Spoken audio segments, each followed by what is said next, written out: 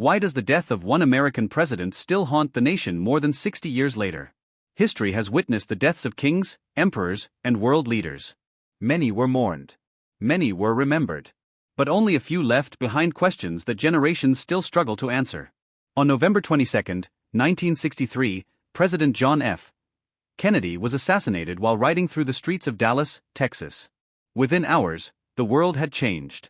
An official investigation followed. Evidence was collected. Reports were published. Yet, for decades, millions of Americans have continued to ask the same question. Was the full story ever revealed?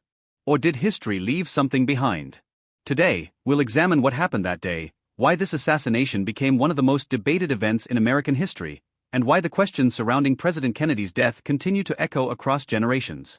When John Fitzgerald Kennedy became the 35th President of the United States in January 1961, he represented a new generation of American leadership. At just 43 years old, he was the youngest man ever elected to the presidency and quickly became a symbol of hope, confidence, and national renewal. His speeches inspired millions, his vision captured the imagination of the public, and his administration promised a future shaped by courage and progress.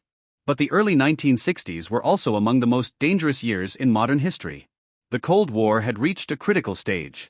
The United States and the Soviet Union stood on the edge of nuclear conflict, while political tensions were rising across the world. Every decision made inside the White House carried consequences that could affect millions of lives. Despite these challenges, Kennedy remained one of the most recognizable and admired leaders in America. Wherever he traveled, large crowds gathered to see him.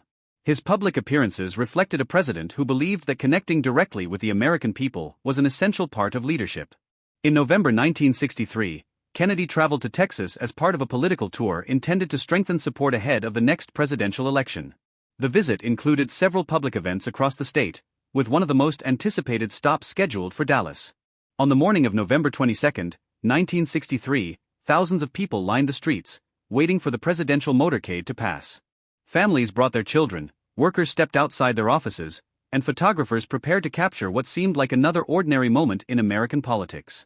No one standing along those streets could have imagined that, within minutes, they would witness an event that would forever become one of the most unforgettable chapters in American history.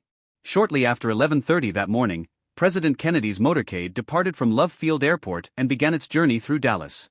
The route had been announced in advance, allowing thousands of residents to gather along the streets. Many climbed onto sidewalks, stood near intersections, or watched from office windows, hoping to catch a glimpse of the President and First Lady Jacqueline Kennedy. The atmosphere was warm and welcoming. As the open-top presidential limousine moved slowly through the city, people waved American flags, cheered, and smiled as the motorcade passed by. Nothing about those first moments suggested that history was only minutes away from taking a tragic turn. Around 12:30 p.m., the motorcade entered Dealey Plaza. The vehicle slowed as they approached a sharp turn, giving the crowd an even closer view of the president. Cameras flashed, spectators applauded, and television crews continued recording what appeared to be another successful public appearance. Then, the silence was broken.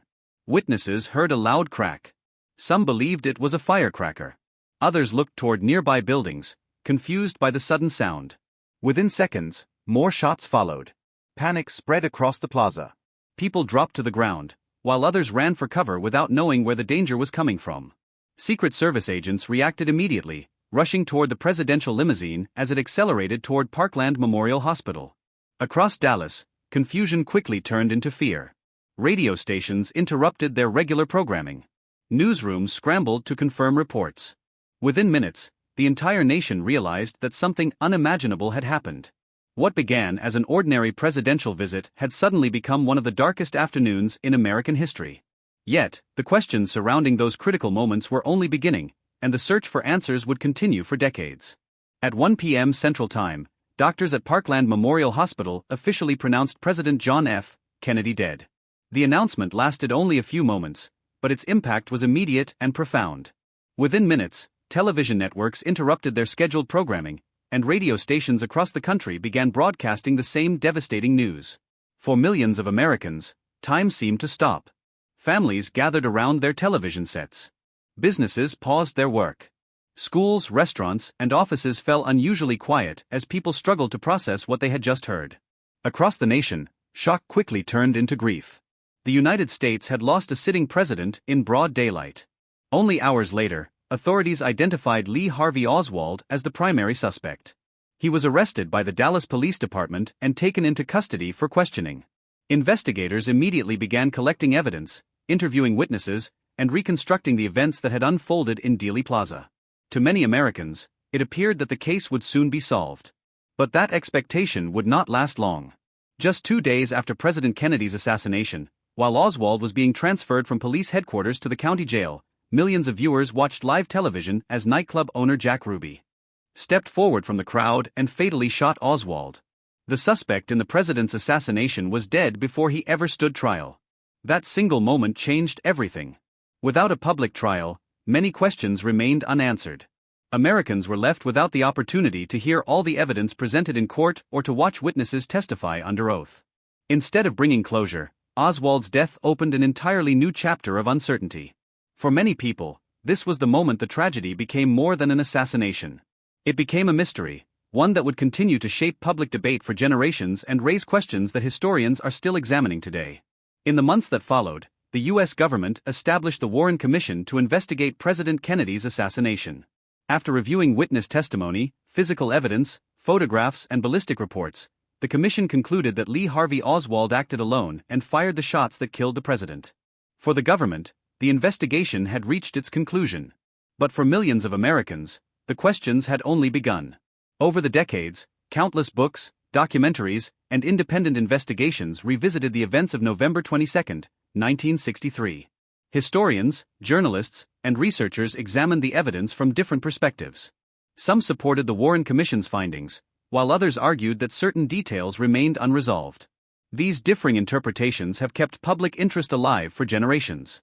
What makes President Kennedy's death unique is not only the tragedy itself, but its lasting impact on the American people.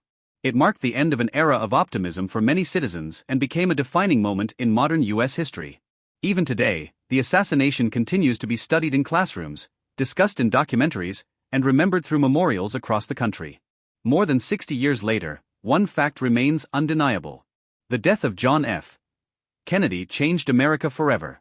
Whether people accept the official investigation or continue to ask difficult questions, the events of that November afternoon remain deeply woven into the nation's history. They remind us how a single moment can alter the course of a country and leave a legacy that endures far beyond one generation. Perhaps that is why President Kennedy's death still haunts America.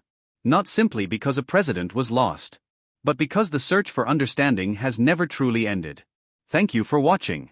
If you enjoy thoughtful documentaries exploring the people and events that shaped history, consider subscribing for more stories that continue to influence the world we live in today.